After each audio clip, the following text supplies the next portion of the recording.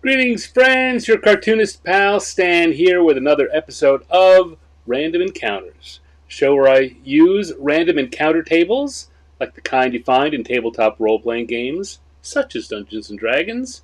I use them together with an electronic die roller to generate a randomized prompt, a who and a what. And I put them together, and then I draw whatever that is, for my entertainment and yours. And I invite you out there watching, whether it's live or on replay, I invite you to please grab your favorite drawing implement and draw along with me. You don't have to draw the same thing I'm drawing, though you are welcome to. Just draw something for fun, because the whole point of this show is that drawing is fun. The end. Goodbye. See you next week. No. We are here. We are here to draw. Lots going on today. There's a lot going on today. I'll talk more about it later. But kicked off a Kickstarter. Started the Kickstarter that I mentioned last week for the calendar, the 2025 calendar, based on the art from my other streaming show, 50 Years in the Dungeon. And that's going very well. But as I say, I'll tell you more about that later. For now, I'm going to grab my iPad Pro and the Apple Pencil. And I'm using the app Procreate. These are the tools I use in my professional work. They're also the tools I use here. This is not at all a sponsored video. No sponsorship. So, as I say every week, I'm totally open to it if anyone wants to, become a sponsor. But none of these things I'm mentioning now, nor anything else I mention in the show, is sponsored. Yeah, that's what I use because people want to know. But my recommendation to you is just to grab whatever you're comfortable with. Drawing doesn't need special tools. Drawing doesn't need special applications. Find a thing you're comfortable with that lets you do what you want, and you use that. On my own, from when I'm not drawing professionally, I'm usually just drawing on either notebook or printer paper with a ballpoint pen, or some variation of a ballpoint pen. A lot of my professional stuff was just used art supplies I got at the local office supply shop. It doesn't matter. It's the end results. What you create, that's what matters. Hello, Michael. Thank you for popping in and joining us. Very glad to see you, sir. All right, so I've picked up my iPad. I've got to rearrange things from what we saw during the opening. And he said with a long pause so I could hit the right button. There we go. These are our encounter tables for this evening. Interesting stuff there, I think. Let's see what the dice think. What the dice would think would be good pairs, fun things to draw. So as usual, we're going to roll a die, give it 3 rolls to make sure we get a good randomized number. And we got a once, twice, a third time, and 4. 4 is our first who, and once, twice, a third time. 1. 1 is our first what. So we'll come back and check out that. That means a Troglodyte as a 1940s newsboy. Okay. Great show last night, says Michael. It was nice hearing the Appendix N. Yeah. Yes. It was a fun show. I was talking a little earlier. I mentioned the show. Last night I interviewed Bruce Cordell, who is a game designer and author who I've known and worked with over the last 30-plus years. And we had a nice conversation. I guess it's approaching 30 years. Okay, so Troglodyte Newsboy is what we've got here for drawing. So I'll come over here and I will turn off the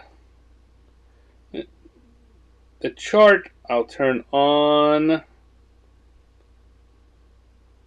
the right pen and the right color, and I'm on the sketch layer, so I'm ready to go. Which edition Troglodyte? Well, isn't that always the question? Which edition?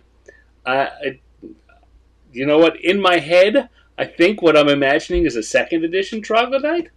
But, Troglodyte is, for those of you who don't know, besides just being a generic word for a lowlife, a troglodyte is a reptilian, lizard-like creature. It's, for these cartoons, you might be hard-pressed to tell a difference between when I draw a lizard folk and when I draw a troglodyte, and possibly even a dragon folk. they're all reptilian. Dragon folk, of course, will have dragony fringes and some other things. So for the troglodyte, let's do a quick sketch thing. So for the troglodyte, I'm thinking kind of a small lizard-like head. They stand erect. They've got big feet with claws, not webbed feet, but they've got tails. Troglodytes definitely have tails, but not particularly long ones. I think they've got frills in my head. They also will look dumb, just, I guess, because of the standard association with the use of troglodyte as an insult. Maybe spots on them, like that. That's a quick idea of what I'm seeing in my head.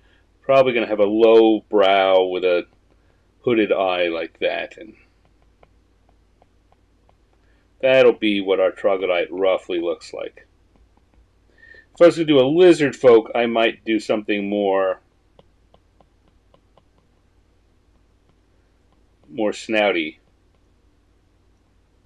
and I probably would give them more eyes set up higher on the head. Still might have something in the way of fringes, but nothing too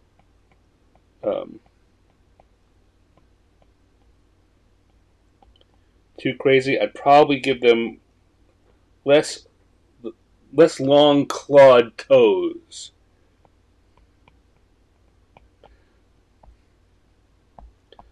And I would,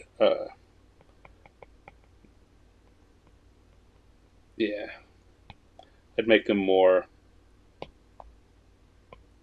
they would have longer tails, I think, a lizard folk. There we go. So that, I think, is roughly the difference in my head between them. What issue is what? What edition do they come from? I don't know. At this point, I'm really working off what we call headcanon. Tail dragon, yeah. And then we got, that's exactly it. The Newsboy, 40s Newsboy I was thinking of is the extra read all about it kind of character. So let's clear this level here and get back to it, because now I've got to get a troglodyte that's a Newsboy. So I think we're not going to have even a grown-up troglodyte. We're going to have a little troglodyte. He's got to have one of those flat caps.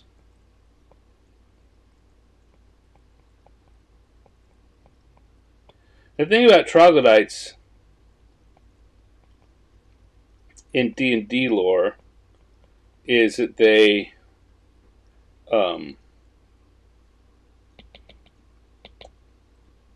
give off a terrible odor.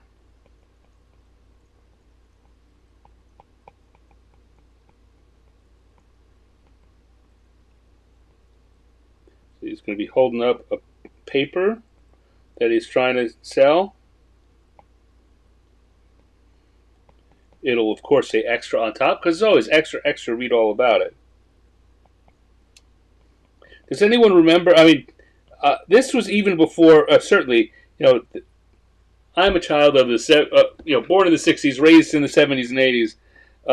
this kind of thing was something I only saw on TV, but I, of course, learned about it because uh,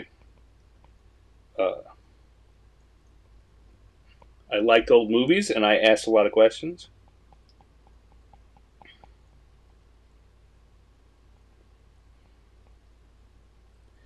That that whole kind of extra didn't make any sense, right? Because I grew up in an era when there weren't newspapers did not do extra editions when news happened, right? There was TV news at that point, and you were either a morning newspaper or an evening newspaper. Back in the 30s and 40s, newspapers were sometimes multiple times a day publications, and if some big news happened, they would put out an extra issue to sell to the public. With the new that's what that extra was all about. I don't know. Maybe I'm explaining things that you know, Michael. You probably know this. I don't know. Um, but it didn't. I couldn't on my own figure out what was going on with that. All right, so that's about the sketch I want. I'm going to make them bigger on the page.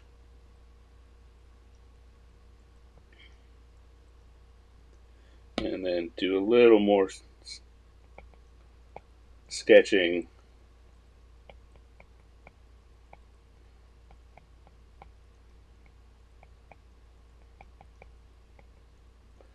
I'm going to have him dressed up. So a lot of what I was pointing to is the differences between the lizard man and the troglodyte are not going to be showing up here. There we go. That's a good start.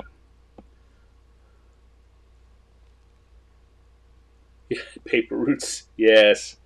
Yeah, but I don't know.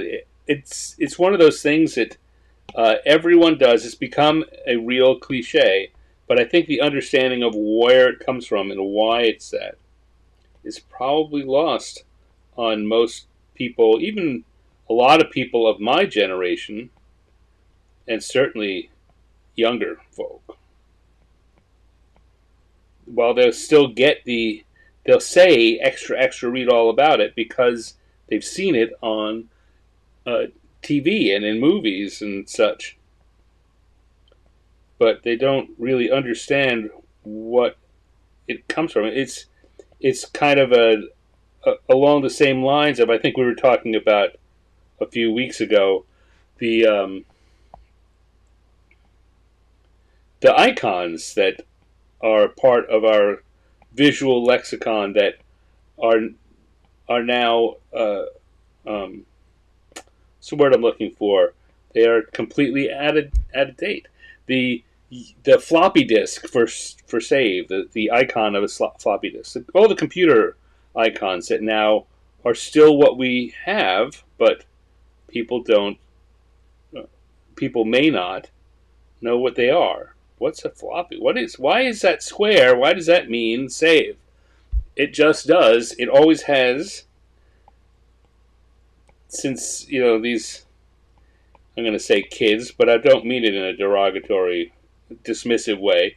But it always has since these kids started working on computers their entire lives. The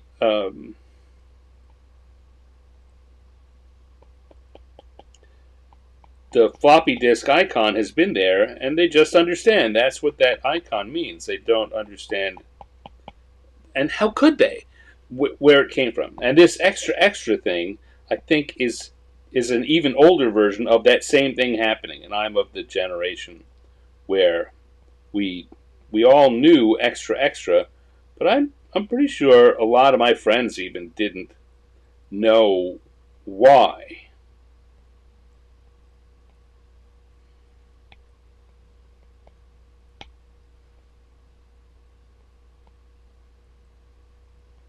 All right, I'm going to give a heavy brow. That's going to be my big indication that this is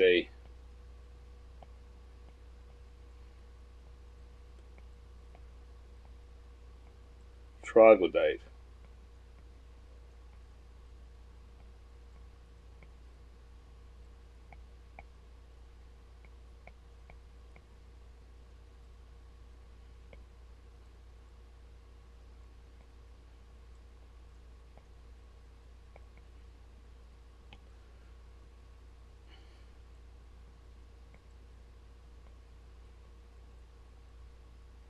You know what? I'm going to do the spots on him. I'm going to give him the spots. It's another thing that I will use to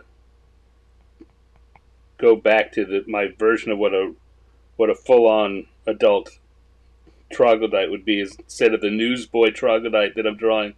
But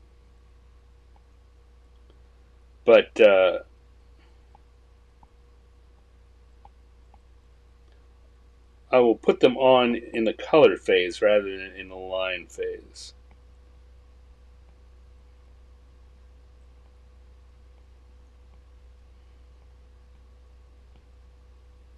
I'm going to give him baggy 1940s pants.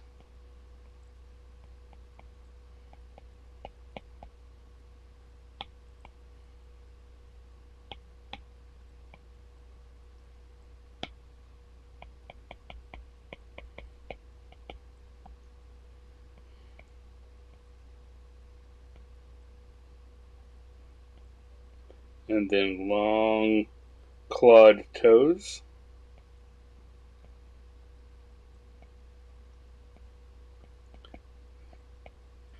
Like I was talking about before, if it was a lizard folk, I would probably have the feet be smaller.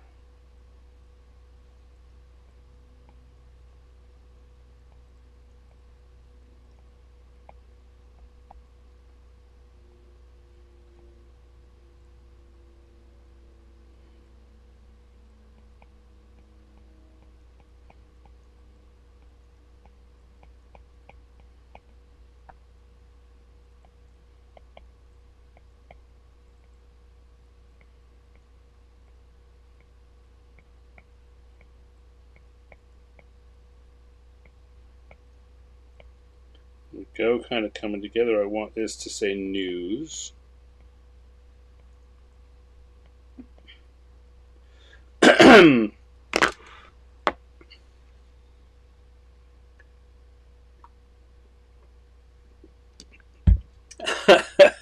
Hey, Dave Lemon. I just looked up and saw Michael's chat. Michael's post about troglodytes having gotten all ripped and having gone to the gym. Well, I guess then what I've done here is definitely not a modern era troglodyte.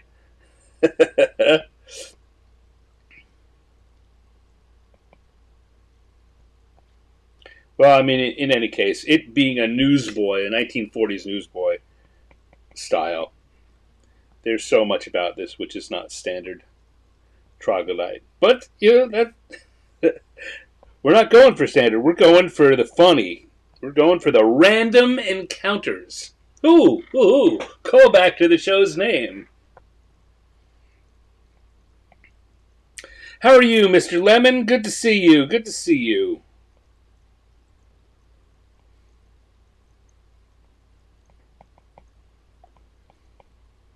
And happy birthday from a couple of days ago. Not humble and lovable. No, he's no shoeshine boy. Oh, maybe I should make Underdog a character that we get on the list somewhere. I have to make sure that before that show I went and looked up again what Underdog...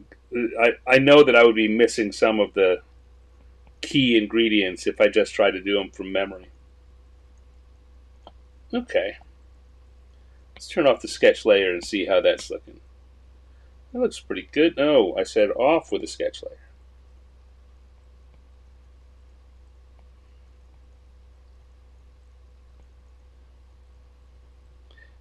Extra, read all about it.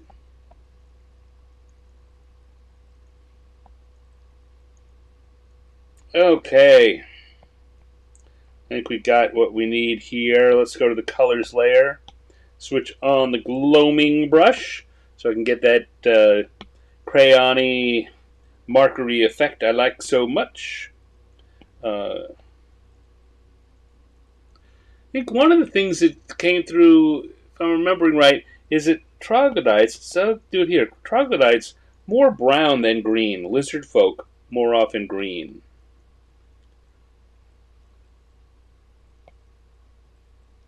Could be wrong about that, but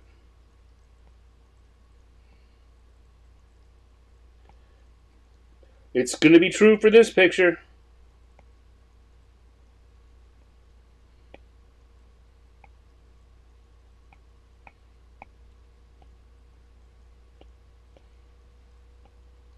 What did you find in your research there, Michael? Were the troglodytes, those buff troglodytes, were they green-skinned, brown-skinned, tan-skinned? Did they have like a froggy uh, texture or a toady texture to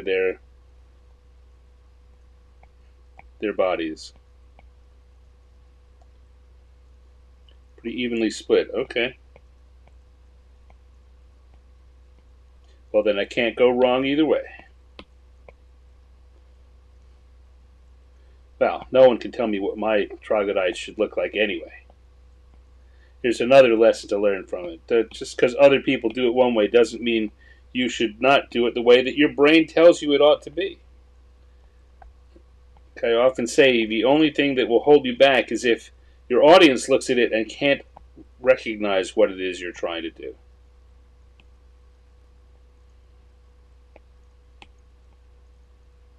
Beyond that, with all these interpretations, right, if there's been 8 different versions of the troglodytes,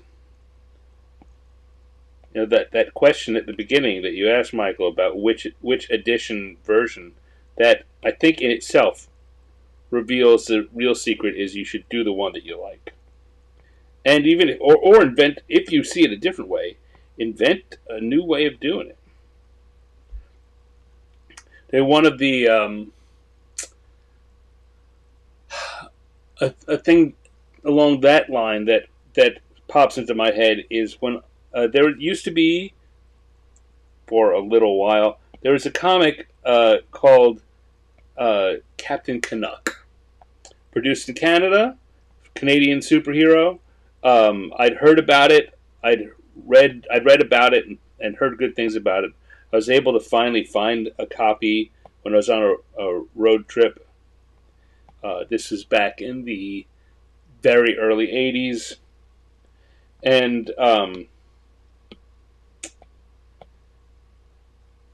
it was good. But in the back, they had a backup story that was starting in the issue that I managed to pick up. Can't remember the name of the backup story, but it was a fantasy, a D&D style fantasy story. It was a swords and sorcery, adventuring party fighting monsters kind of story, and I really liked what they were putting together. I only had that one issue of it. It was only the first episode, but I really enjoyed it. The other thing was probably only 8 pages because it was the backup story in this particular comic, in the Captain Canuck main story, and this other one was a backup story. Why am I telling this? Well, yeah, why am I telling this? So they had started off, quick introduction, and they suddenly, orcs were attacking them.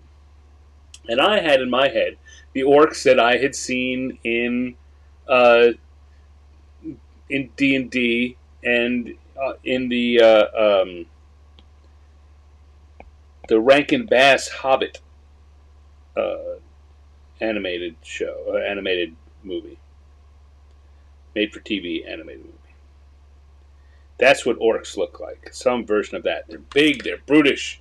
They were, kind of pig-nosed. Kind of, their noses were always up. But the guys doing this took that orcs being piggish another step, and the orcs were actually very piggish. They were pink, and they were small, and they had hooved. Their fingers were like developed hooves rather than digits like we have, and it was fascinating to me. I loved it. It wasn't particular, and did it because they wanted the orcs to be not a real threat. That was the point. I think they were a threat to everyone else, but to us reading it and to the party that was having the adventure, the orcs were they were a threat. It seemed because there were so many of them, not because they themselves were inherently dangerous.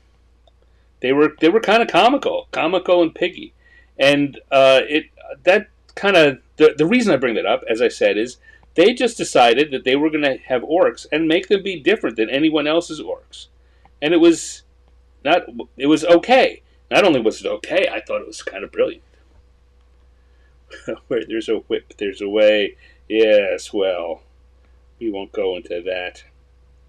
There are parts of Rankin and Bass orcdom that are best not revisited. Alright, adding the shading here. I'm not even talking about what I'm doing. I'm so busy talking about the orcs and that theory on finding your own version of the creatures, right? I often will say here, when I'm doing a drow, the question of what color you're going to use to do their flesh comes up, and when I do beholders, they're almost always that pale green color. These are the way things look in my head, and so I do them. They may not match what's going on, but they certainly work well for my drawing. Alright, I think this is looking pretty done.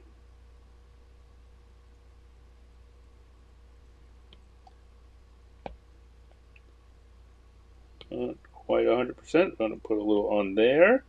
But after that, I think we're going to be able to call this done. We've got a troglodyte. 1940s. Oh, you know what I didn't? No, we're not, because I talked about this earlier. I do want to have spots. I think that, for me, troglodytes always have spotty hides. And I started to say this earlier, by putting them in clothes, there's not a lot of space for that, but I do think, for me, it's important to put that on. That's a part of a troglodyte that is important in my head. There we go. We'll use that in the meanwhile to put a little shading on the spines. Good, done. 1940s Newsboy troglodyte. So I'm going to switch back to my inking brush. I'm going to switch back to the lines layer. And I'm going to put a little stand down here in the corner to say that we are done. There, my friends, is the 1940s extra read all about it Troglodyte Newsboy.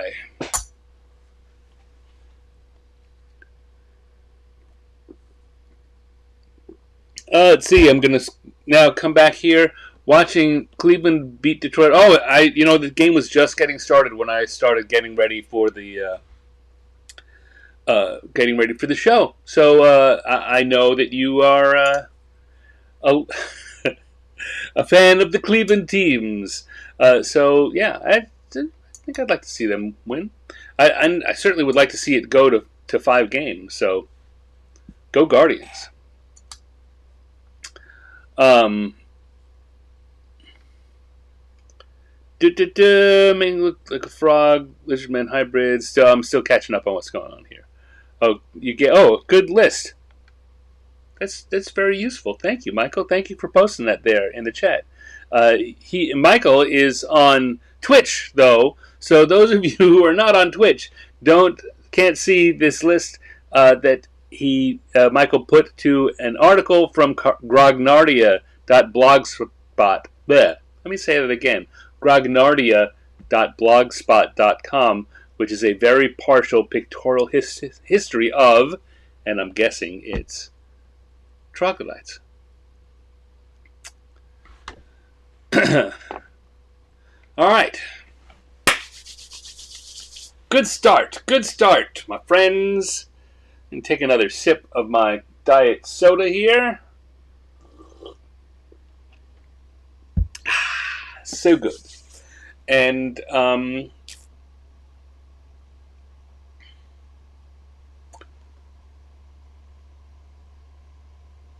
just thinking, maybe now is a good time to just take a short little break in the action, before we head on to the second one, as I try and be a little better about marketing and such. I talked a little bit earlier about the fact that the calendar that I showed you all a couple of weeks ago, and I showed the last few episodes that I've been talking about.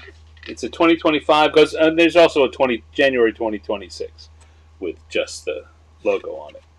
But it's got drawings of it's got the cartoon homages I've done in my Wednesday night show. There's a wall calendar and a desk calendar. So, you have your choices. I mentioned that it has a Kickstarter that started today. Well, I'll tell you what. Right before I came on, I checked, and we hit our funding goal. So this now is a Kickstarter that's going to run another 20 days and generate more. As we want to bring more and more people in. We can start by telling them it's hit its funding goal. It's going to happen. And if you want to check that out, you can go to newstandproject.com. Because after watching some other people do it, I thought, oh, it's smart. I got my own URL, and it just directs you over to the Kickstarter page. Beyond, Michael went and looked it up for me. Michael, you are a good researcher. Beyond was, in fact, the name of that a high fantasy serial. Beyond told the adventures of the Fellowship, comprised of Sir Brant, Blind Knight, a beautiful warrior, Lady Elodil, Fen, the young woman, Ronin, a pan. Yeah, and I think they call that pan-like creature an elf, or refer to her as elf. It was a fun series. Sadly, because Captain Canuck, the Captain Canuck comic at the time, there's a lot of hard C's in that sentence, was canceled. There's another hard C. Just a few episodes later, Beyond was never finished, as far as I know. I think there were 3 or 4 installments, and then the comic was canceled, and it itself did not, I think, ever get picked up anywhere else. The guy doing the art did go on to do work for Marvel and DC. George Freeman was his name, and there are several independent comics and backup stories like that happened in the course of the 80s that I was very partial to, and it was usually a sign that they'd get canceled before they finished. So, yes, I would have liked to have seen where Beyond went. I was rather taken with it. So much so that, look, and I'm bringing it up here, 35 years later. Anyway, newstandproject.com is where you can go to get get forwarded to the Kickstarter page where this is being funded right now. And as I say in the video for that Kickstarter, that's going to be the only place to get it. This is not going to be available in stores. I'm not printing a lot of them. calendars are the kind of thing you need to print exactly the right amount, because after January, you're not selling any more ever. So, there you go. I'll come back. I'll mention that again later, because now it's time to head back into the drawing. Let's get back to drawing. So, having done that, I'll come back and I find our Troglodyte. Let's close up round 1, turn on round 2, turn back on our encounters, and, ooh, little hiccup. We finished with the first drawing. Let's do a second drawing. Let's go on now and come to our dice to roll them one more time. We need a who. We need a who. What's going to get our who? Once, twice, third time, and 6. 6 is adventurers. We know that. It always is. And once, twice, third time, 5. 6 and 5 are our numbers here. So we've got adventurer or adventurers, massage therapist. That's a shame. I was hoping to get one of the massage therapists with some kind of creature. But the dice don't lie. That's what we're doing. Adventurer, an adventurer massage therapist. So, what do we need for that? Well, I'll tell you, at the very least, we need a massage table. Suppose it could be a massage chair. Those are harder to draw. I don't know who or what is going to be on the table, but I'm going to put a rough shape for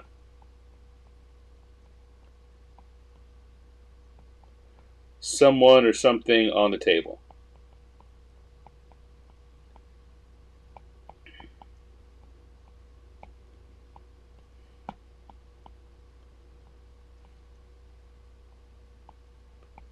All right.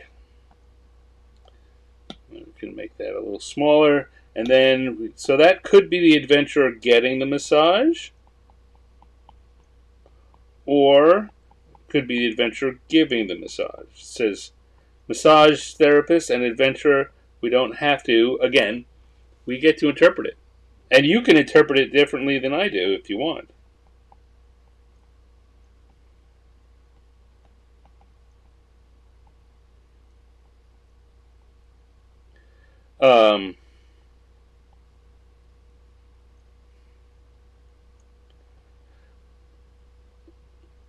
The blind masseuse is one possibility. Warrior in armor on the table, or a warrior in armor doing the massaging. Right? Is that too hard, too tough? Or we could stick a gnome tap dancing on the client's back, stomping around. I don't think I'll go that way.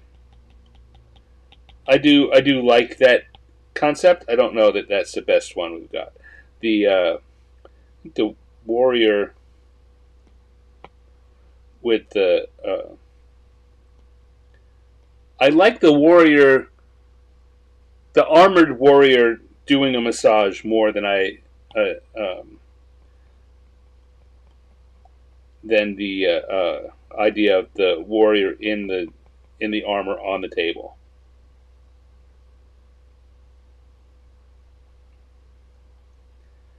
Now, let me take that off. So I've got that certainly is where an arm would go, but I've got a position. There's a question here. Let me zoom out again. So we've got our person on the table. Now, do I want the warrior leaning over while using his left arm, or maybe crossing over with his right arm, or do I want the warrior leaning in like this? And then this seems, given our square space, that seems more likely, because the more I lean him out, the more rectangular this shape gets. I don't know that you need to hear all that, but I'm helping. I want to keep you inside my thought process. Let you know what I'm thinking about as I'm doing this.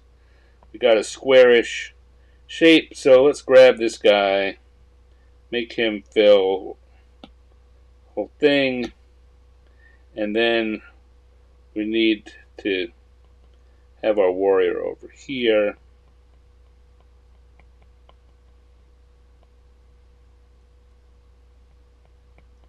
There we go.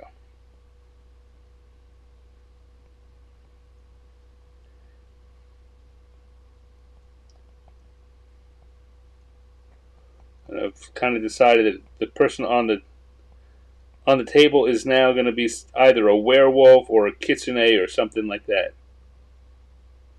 Howling. Woo!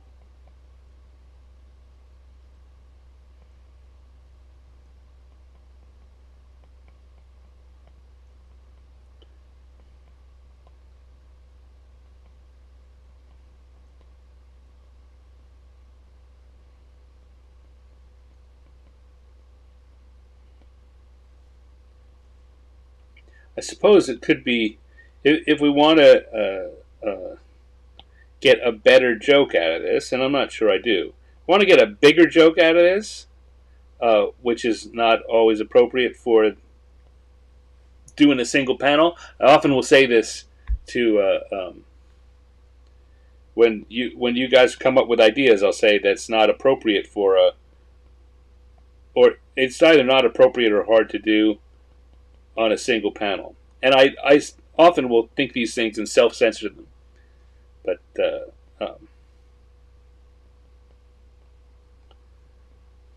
now, since I'm saying things already, saying if we switch this over to something like Wolfsbane, that still could work.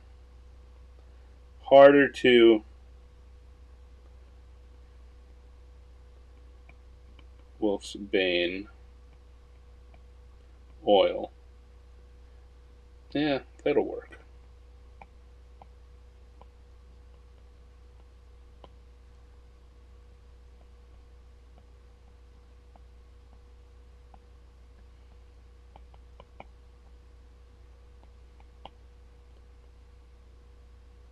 Okay.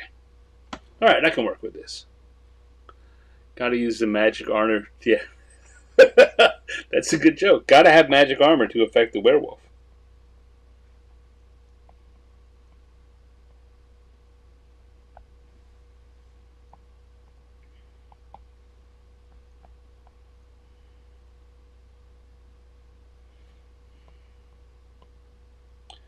Okay, I'm just adding a couple little more sketches in here to make it easier for me to see what I'm doing, even though it may look more confusing to you. All right, let's go and do some drawing. Let's put some finish lines on here. I think we'll start with instead of starting with the massage recipient as I did in laying it out, for this I'm going to start with our massage therapist.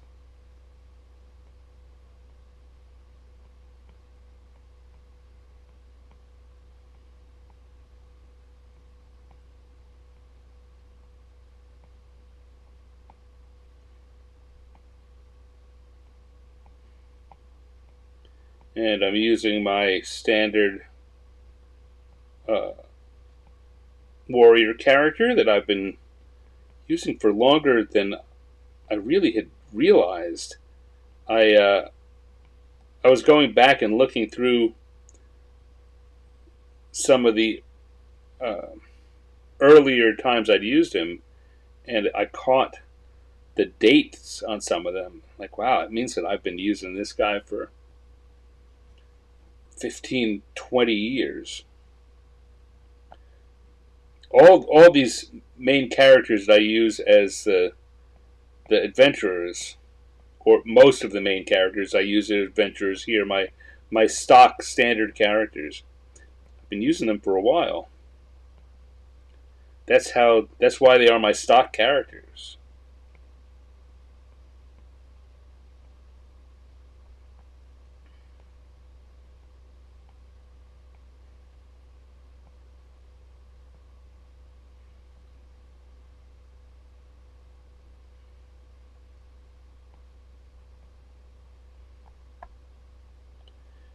Okay.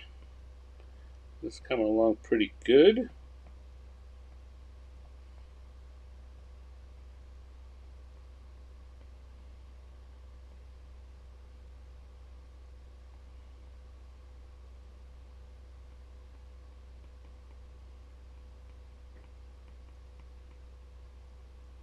Bane. Bane. B-A-N-E. Come on. You can spell.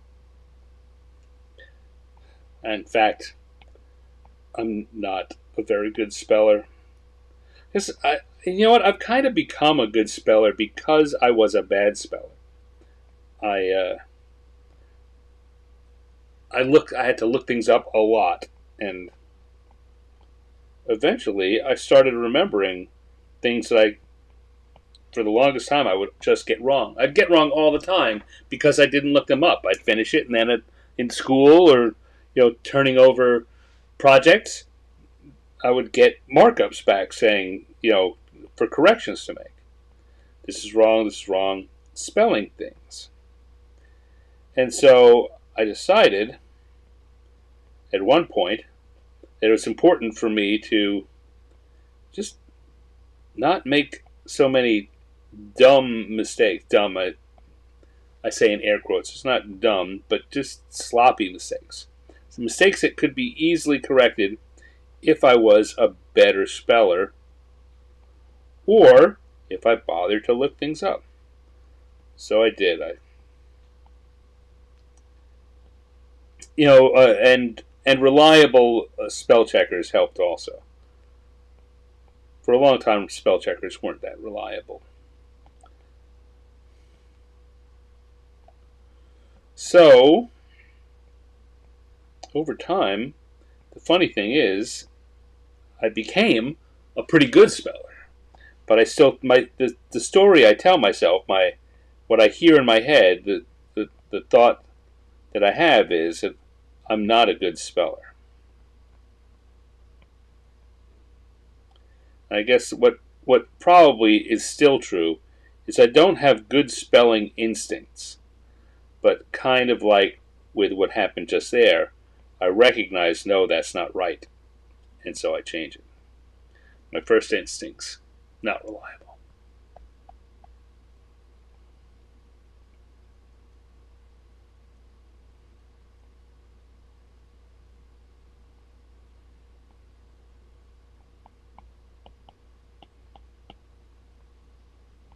Okay.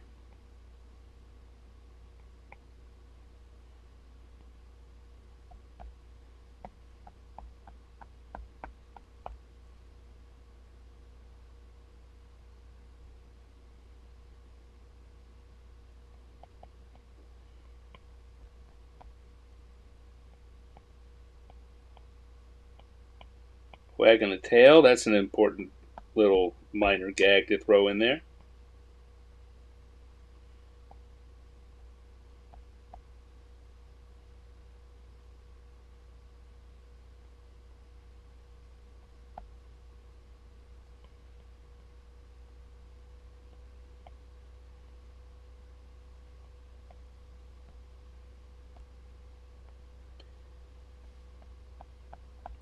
In my head, I'm thinking that if I were to do this more completely, that this werewolf creature would look a lot more like the Tex Avery wolf, the typical Tex Avery style wolf creature. Nope, that second foot is too big. There's some things and that falls into the doesn't really matter, but it would be confusing for the viewer, so I'd better change it. It's further back. It has to be discernibly smaller since we can't see exactly what's happening here with the legs.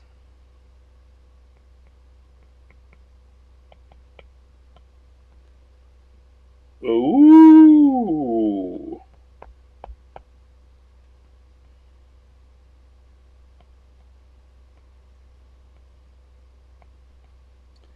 And then we will quickly do some legs for the table.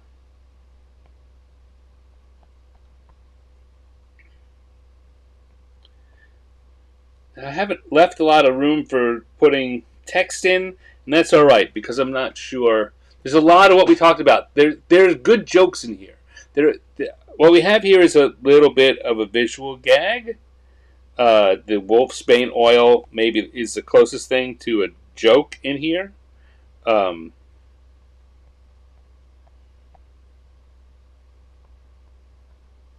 this is mostly just a visual thing right here, which means I've got to come in and add a little more just to make sure that it comes through.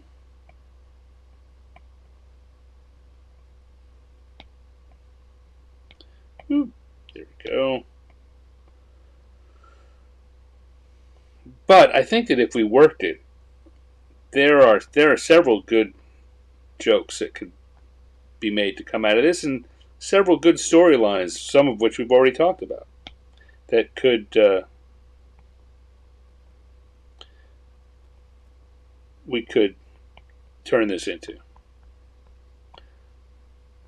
But we're not gonna, or I'm not gonna. Maybe that's what you want to draw at home. You can take this and draw your own version of it. You can even write up or draw a full comic story with it. One page, couple pages, story of the wolf and the massage parlor. The werewolf and the massage parlor. That sounds like a kind of story for a different show. Massage therapist, I think we will want to say no matter what. There we go.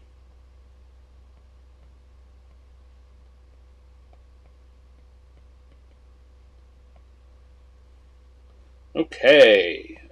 I'm actually liking a lot about this.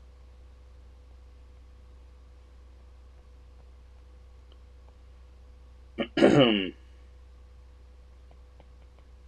are a lot of little details in here that I'm liking. Okay, so let's switch over and do some colors. Go back to the gloaming brush I like so much. Start shapes within shapes. Remember to help make everything just pop a little more, seem to be a little more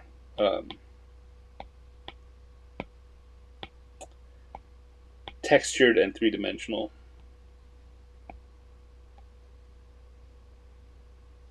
We're going to use a faux black hair. This guy sometimes will get black hair, sometimes we'll get gray hair, sometimes we'll get brown hair, depending what the project I'm using him in or what else is in that image. In fact, often that is the deciding factor, is what else is in the image. Here I know that I want to use a brown for the werewolf, so I want to not use that for the warrior. It's a little too dark, too close to the black.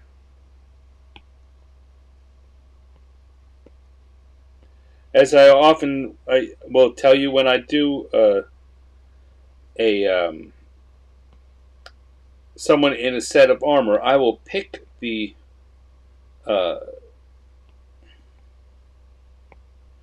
color that I'm going to use. In this case, it's that bluish gray. I'll pick 3 versions of it to define the different armor what's the word? Strength, or the hardness. That's what I use. I'm looking at this, and that black hair is now being even more problematic. Didn't want to make it too much blacker, but I think I'm going to have to stop the gray confusion. Yeah, so I picked 3 different colors. Didn't turn out quite as clear as it sometimes does for which is which, but... And then I do them, and that gives that feeling of a set of armor.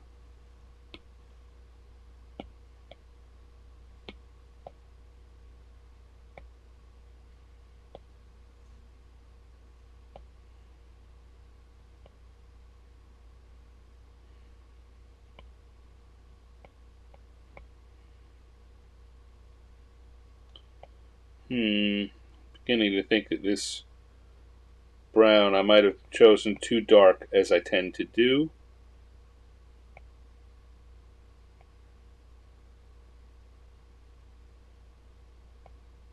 When I do that, I often will wind up lowering the opacity of the color layer at the end, so that it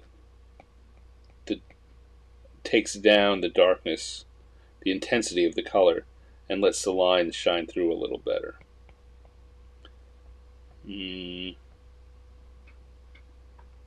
Sadly, I got the color for the armor right. So if I drop the opacity too much, it's going to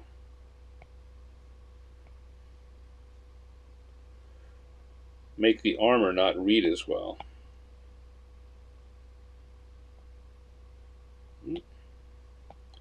Don't grab the wrong color. I want to grab the gray.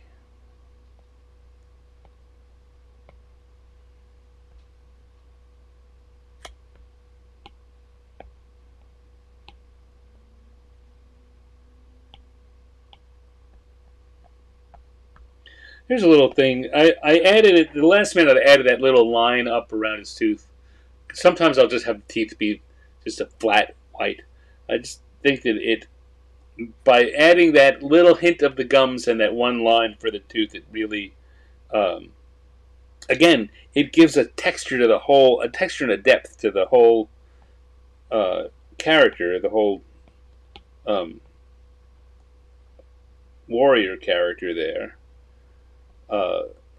because it implies a depth in the mouth that doesn't happen anywhere else on the face, but because your eye sees it, and interprets that depth is happening there, it applies it to places that otherwise it might not.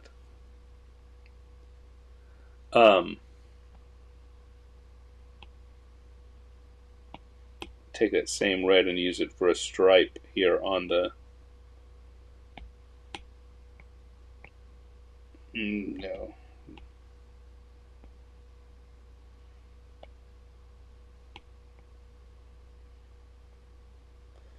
And what I'm doing here is instead of applying a shadow, or instead of doing it when I apply those shade colors, I usually say do it at the bottom and one side.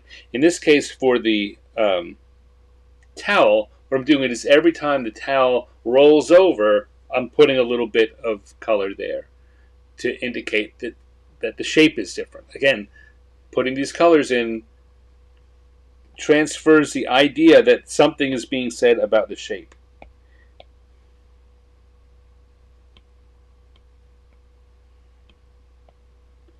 Alright, now I'm going to do the table. Most of the massage tables I've ever seen have been about this color.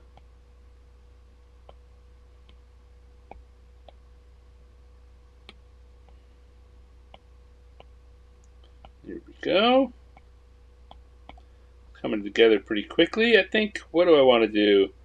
I think I want to come back to my lines layer for a second and put another couple of little... oops, no, go to the inking brush. Put another couple of action lines around the arm to make it really clear that he's digging in there. We've got 2 things that are in action, the arm and the tail. And now we'll go back to color because I didn't do the oil.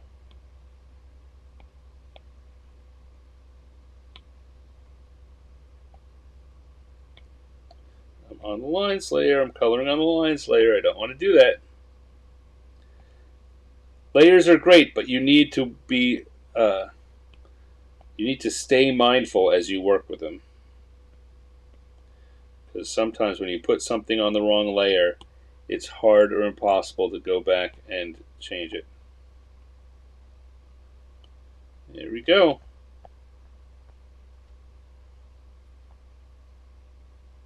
I think that turned out okay. Not loving it, but I'm liking it.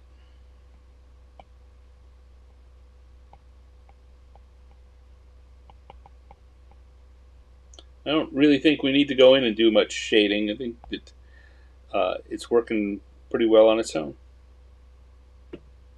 So I will go back to the lines layer again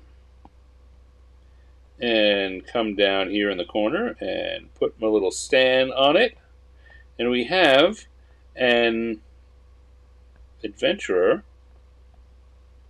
massage therapist. Beep, beep, beep, beep, beep. Oh, Chris Andrew has arrived. And Essam, I don't know who Essam is off the top of my head. But good, let me catch up on what's going on here in the chat. Would you like some beard oil for your pelt? Yes. See, there are lots of gags that could go in here. And maybe you want to add your own as a caption underneath it. Take it and send it back to me. Show me what your best caption is.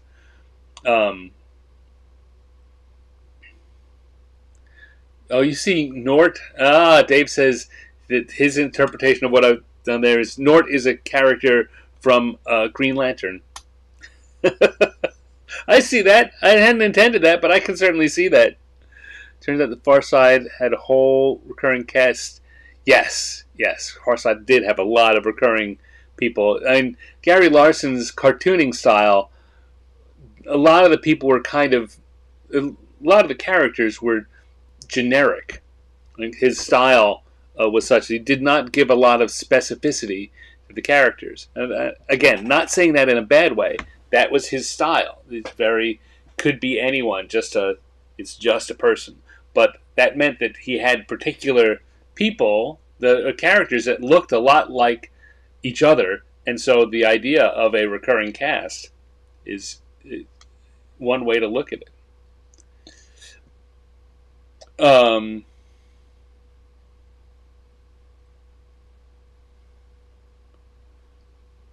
Jean-Claude St. Aubin was the creator of Beyond. Okay. I can't find a website for him. Yeah, I don't remember anything else that he did. I don't remember anything else the writer did in comics. Like I say, I know that the artist, the penciler, George Freeman, did go on to do other stuff. Oh, Chris, you like this cartoon? Thank you very much. Glad you like it. Nothing makes a character look more evil than a thick eyebrow. Well, yeah. You can also select the brown with the lasso and cut and paste to a new layer. Yes. I could do that. That is true. But there are lots of ways that there are lots of things that can be done, particularly for this show. The idea of just doing things quickly. I mostly stay away from things which are solutions like that because they're a little fiddly and they take more time. Correctly looping just the brown. It's not hard, and it's a terrific solution. But I like to keep things going as quickly as possible. And like I say, usually the when I pick one color too dark, I've picked all the colors too dark. So dropping the opacity works great. Here, I don't think I'm looking at it now. It's borderline problematic. It works fine the way it is. If it really bugged me, I'd figure a change to make. George Freeman did a lot of work for DC. I believe, yes, that is correct. All right. So, we've now finished the second drawing. We've finished our massage therapist adventurer. Or adventurer massage therapist. We can swap the order. Um,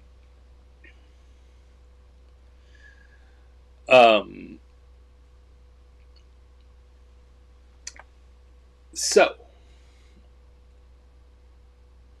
let me grab my pad back one more time. And we can close out round 2. Open up round 3. Turn back on our tables. And it's time to do one more. We'll do one more drawing and call it an evening. So here we go. Once more to the dice. Once, twice, third time. 2. 2 is our third who. And once, twice, third time. 5. We just did 5, didn't we? Let's go back and look. For what? Yeah, 5 was massage therapist. 2 is a water elemental. If we flip those, we get woolly mammoth meets peanuts.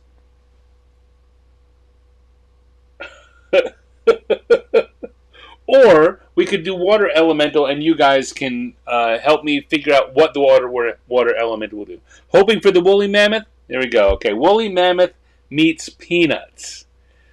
Wow.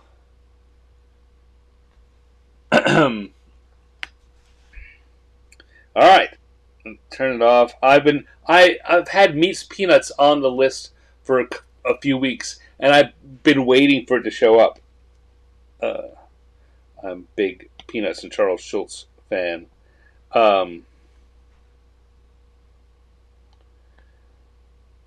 So here's what I'm thinking.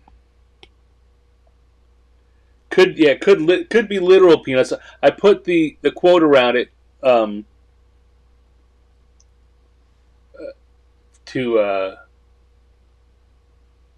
show that what I was thinking about, but as in the past, certainly open to reinterpretation.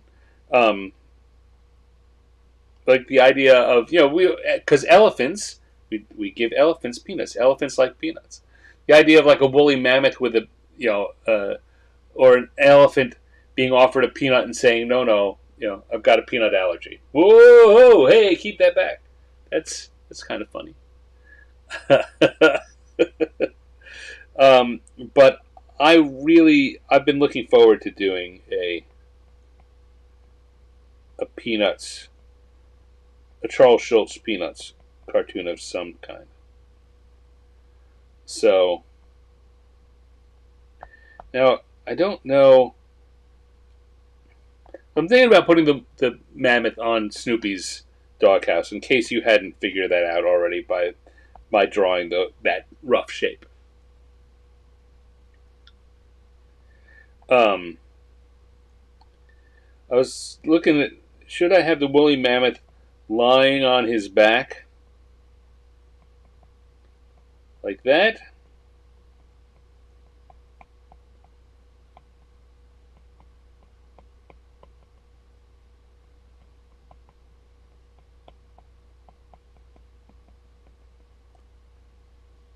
That's one possibility. And then the other is that I could just have the woolly mammoth sitting up on the top of the doghouse.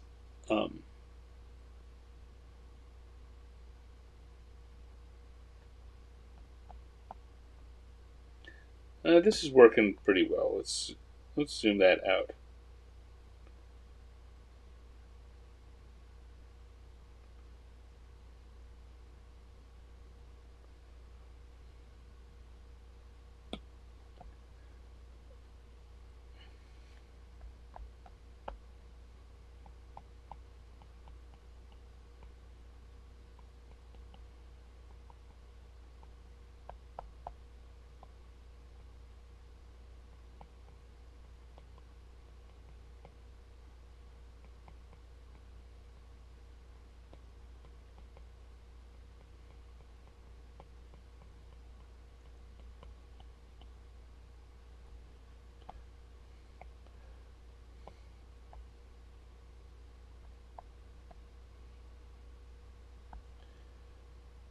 Sorry, I'm thinking while I'm drawing again, which is probably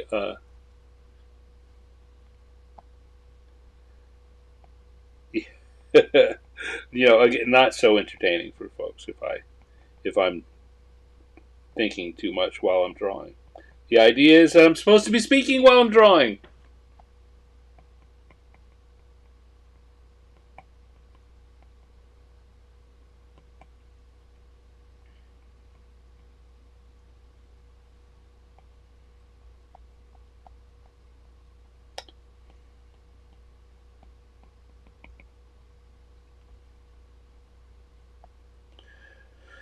But what I'm thinking, well, one of the things I was thinking was I'd been trying to think about what I could do to work Woodstock in, um, and I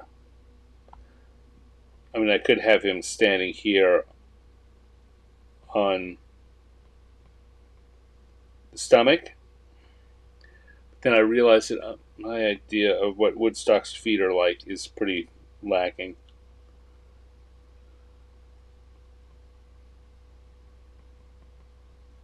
Or the other thought was that I could have him up there, but that is running too close to the edge of the. Uh, Maybe I'll have Woodstock, like caveman Woodstock. There we go. That's what I'll do. That's what I'll do.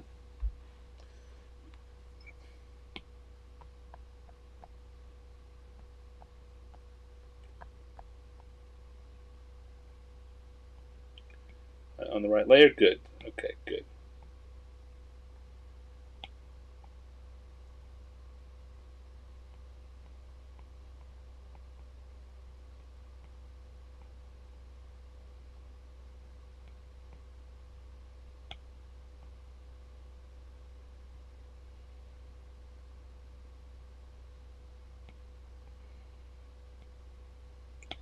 And I'll come in here, and we'll get going. The only thing that I've drawn in here that I'm not really loving is his eye. I haven't really solved what I want to do for that.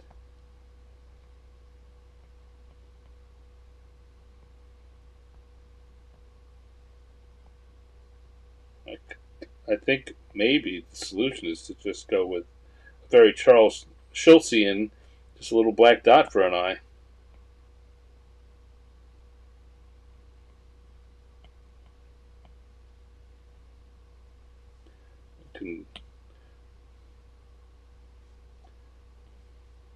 We'll see. I have to decide that later.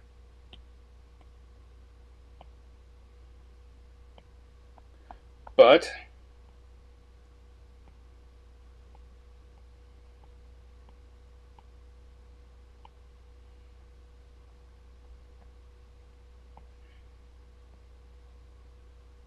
we will come here like that.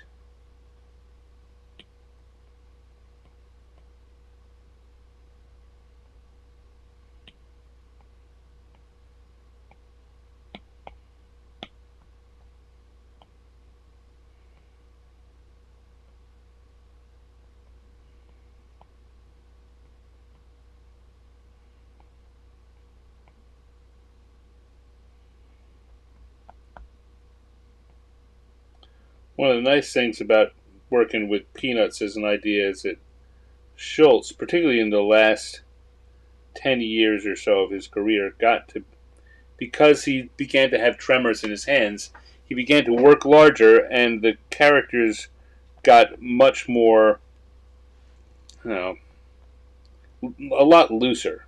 He was never super tight in his drawing style anyway, but they really got a lot looser, and that makes it easier for me to not have to worry about if I don't get it right, it won't look like Schultz.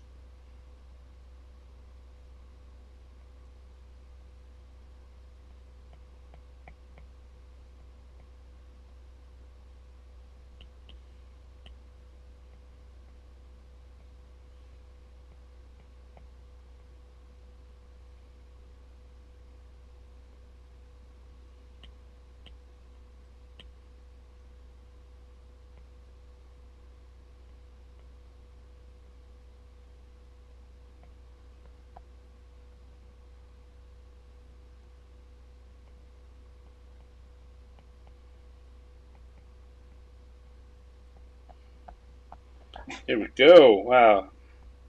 Again, it becomes very quick to do. I've watched a lot of videos of Schultz drawing. He wasn't, not saying that he just dashed things off, because he really didn't. But it he was so familiar with those characters that he could really just very quickly put down a few lines and go with it.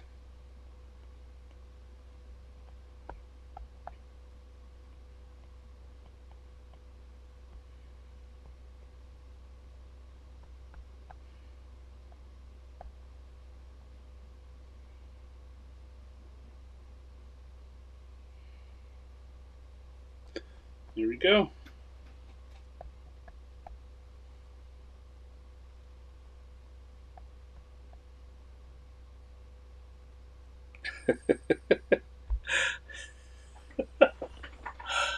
I was sitting here thinking, the reason I'm laughing, I was sitting here thinking that should I move him over so I can have the uh, woolly mammoth thinking good grief, and then I was thinking, or maybe I could just have the Woodstock, the cave Woodstock, thinking good grief. I'm like, what would be? How would a caveman say ugh grief? And that's what made me laugh in my head. All right, so let's turn off the sketch layer and see how this is looking, because I think I do need to add just a touch more detail before I add the color in. Not a lot, but a little. Take some of it out.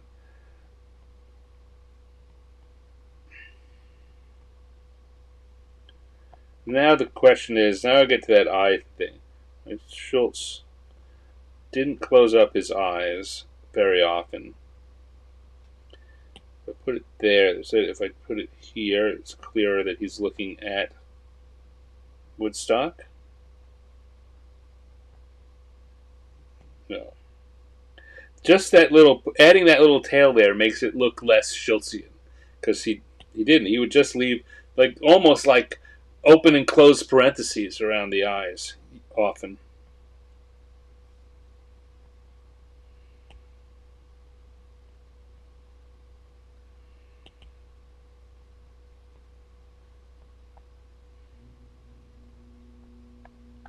There we go. I think we got it. I think we got it. So let's come back to our colors layer. Switch to the gloaming brush. Come back and pick a color for the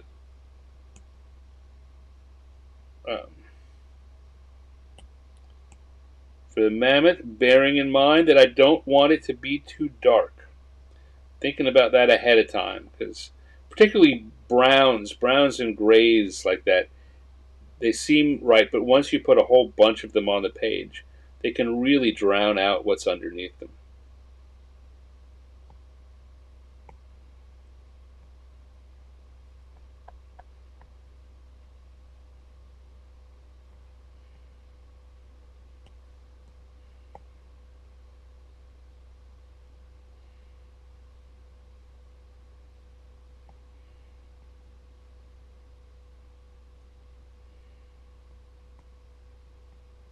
I'm looking at this, I'm trying to decide whether the woolly mammoth's trunk, I think, did not have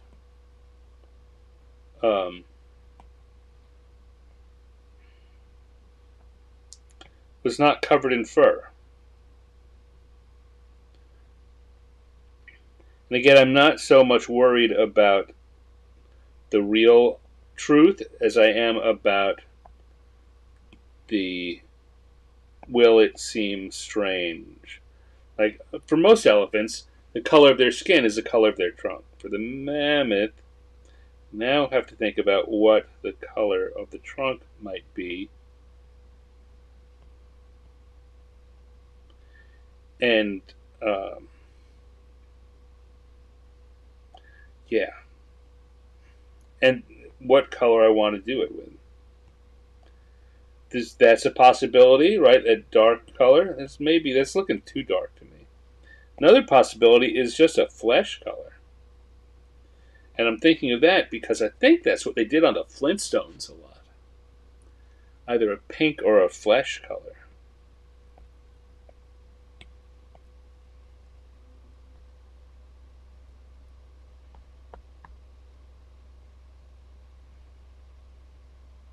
I don't know.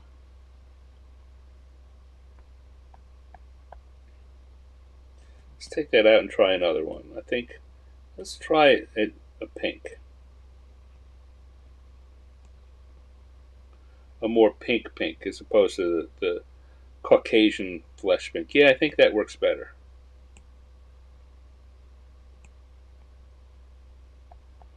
Okay. Come back to the brown color we were using, and that's where I want that darker version is for the digits.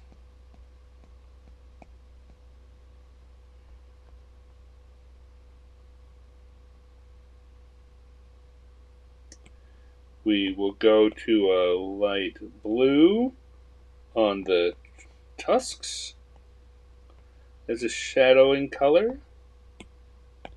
Don't forget Woodstock. Neanderthal Woodstock.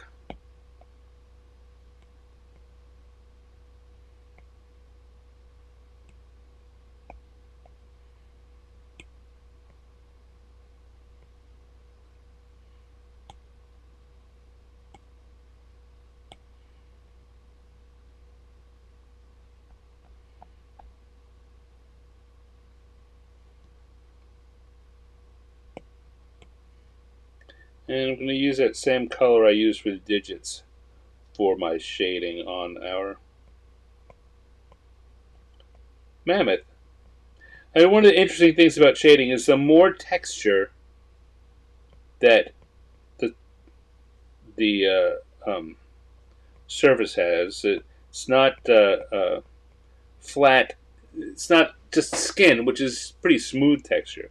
This is fur. It's furry. It's got a lot of ins and outs. A lot of texture. The more that's true, the more important giving some kind of shadow like this, or the more helpful giving a little bit of shadow like this is, because, as I say, on its own, the shadow already is helping to provide implied texture. Even more so, it can help even more in something you want to show having lots of texture.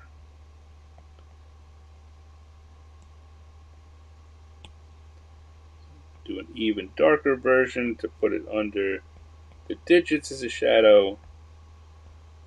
Down at the end of the tail, we'll use that. I didn't do the tail at all.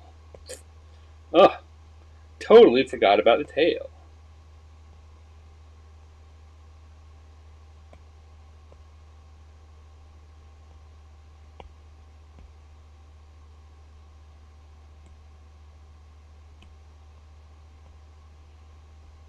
There we go.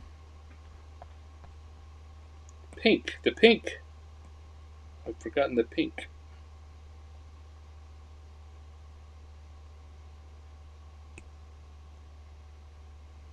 No, that's not what I want.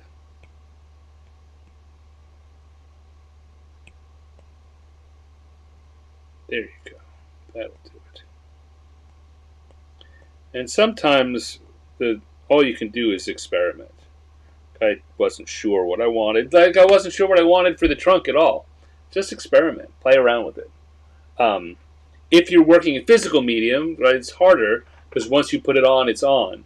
But what you may want to do is then do what you sometimes see. I will go in and zoom over here and draw a small version. You can do the same thing when you're working in physical media. Just do a quick small sketch and try it out there and see how it looks, so you can eyeball how it looks for real before you put it on your drawing. And let's see, Snoopy's doghouse is usually a red.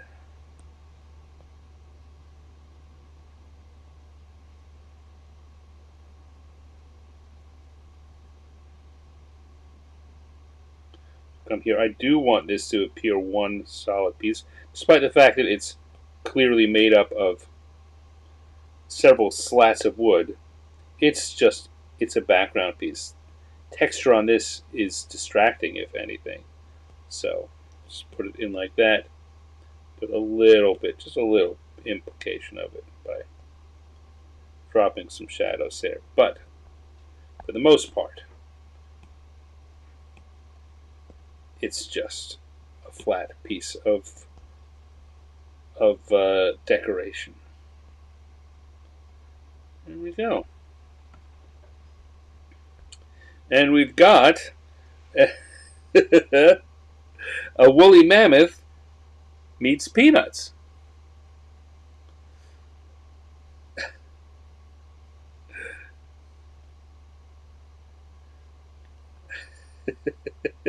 Good grief. Okay. So I'll come down in the corner here and I'll put my little stand. Because we have completed woolly mammoth meets peanuts.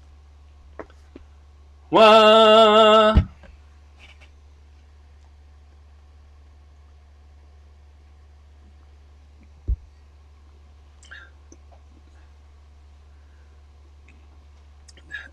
Michael says he didn't waste any time, but I filled 90 minutes quickly. You know what? When you're drawing, time can just fly. So everything can be happening really quickly, and yet time passes. So so let's do our roundup. Had a very good night tonight. We wrapped up here. Our third drawing was Woolly Mammoth Meets Peanuts.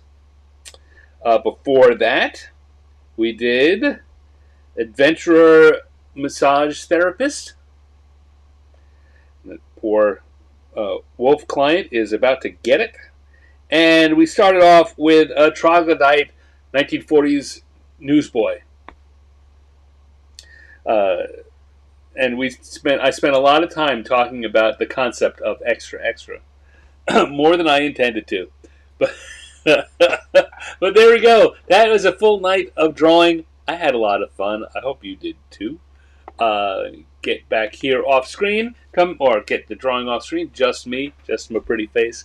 Things I want to tell you. One is that this coming week is my birthday. And I'm turning 60. More on that in a second. This coming week also, I'm going to be in Madison, Wisconsin for Gamehole Con. I'm not a guest of the show, but I'm a guest of the show. So I'm just going to be hanging out and doing stuff at Gamehole Con. If you are going to be there, look me up, stop by, say hi. I will be spending a lot of time at the Monty Cook Games Lounge. They've got an area with couches and where they do the demos and they have their selling. You may know from my other show, I've interviewed a bunch of them already. A lot of them are good friends of mine. So I'll probably be hanging out there a lot, but also doing all sorts of stuff. I don't know. I don't have any plan. So if you're going to be at Gamehole Con, stop by and say hi. I will have the calendar with me. I won't be selling any. This is my prototype copy, but I'll have it to show off. So, because I'm going to be at a convention, I won't be here next Thursday. There will not be a live show next Thursday, which I know that makes you all very sad.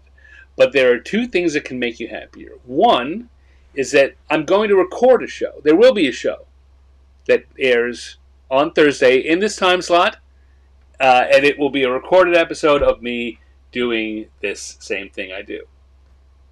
Even better, you're invited to come to the recording, because I'm going to do it on Sunday at noon Pacific time. There will be a recording of a recording session, I guess. It will be another live stream. It is only going to YouTube. So Michael, who watches on Twitch, and Chris, who watch on you watch on YouTube, so it's fine. Dave's calling in from Facebook.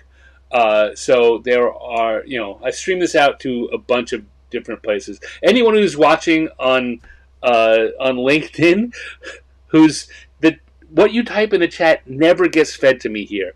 I've gone back, sometimes months later, found comments there.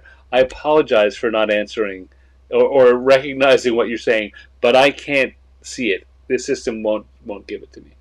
But if you're watching on any of those other places, and you want to come to the live recording on Sunday at noon Pacific time, come to YouTube. That's where it's at.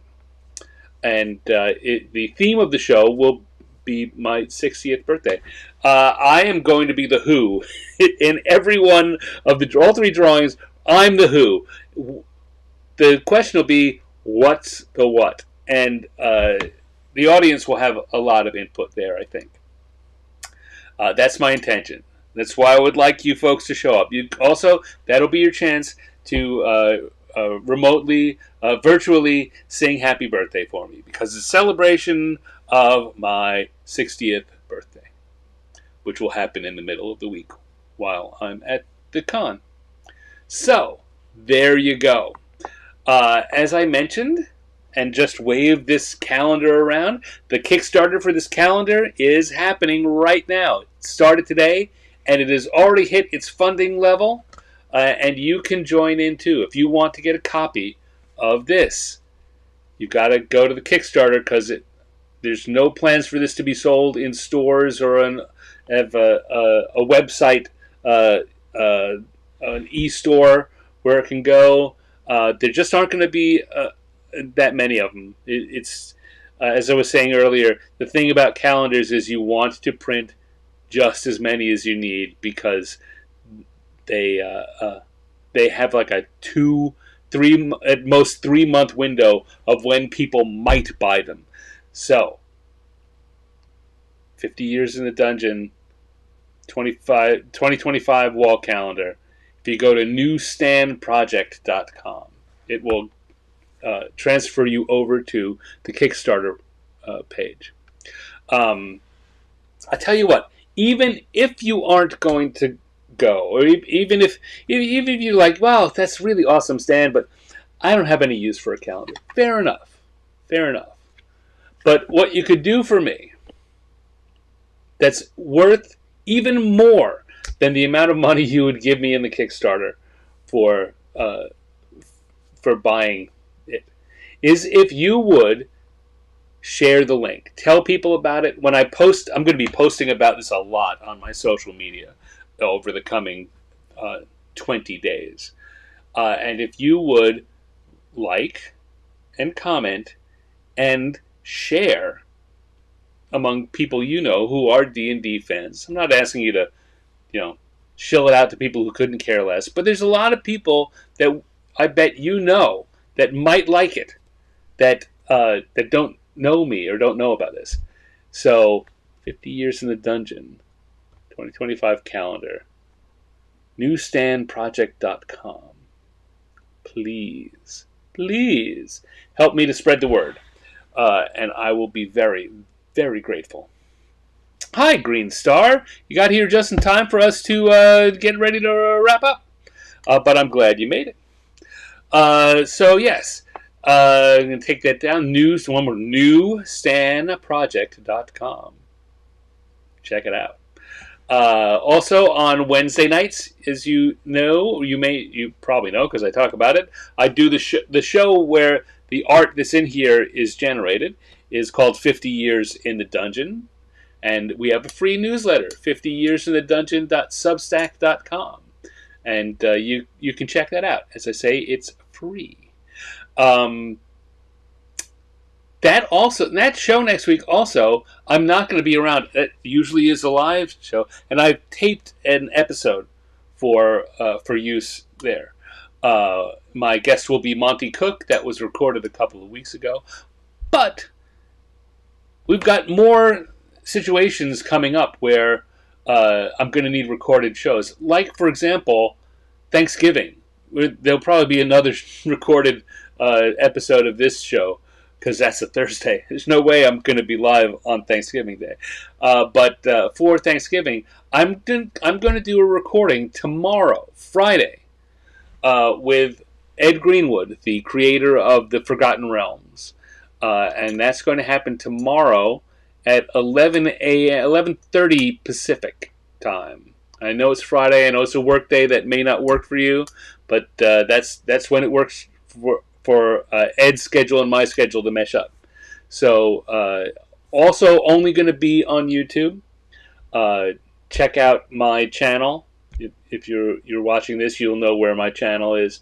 It should be on there as a live event that's happening tomorrow morning, and I'll be talking to Ed, and that'll be a lot of fun. It's a pleasure to chat with, and if you miss that, that recording will be aired the week of Thanksgiving here in the U.S. In the end of November. So that's lots of news today, but that's all of it. You've now heard all my news. So thank you again. Thank you, Michael and Chris and Dave and Green Star for coming in. I appreciate you being here. It's been a lot of fun hanging out. On your own, as the week goes forward, make a little time for some fun and do some drawing. Have some drawing fun on your own. And come back here and tell me about it the next time that I'm live. I would appreciate that. So, thank you all. Have a good night. I'll see you real soon.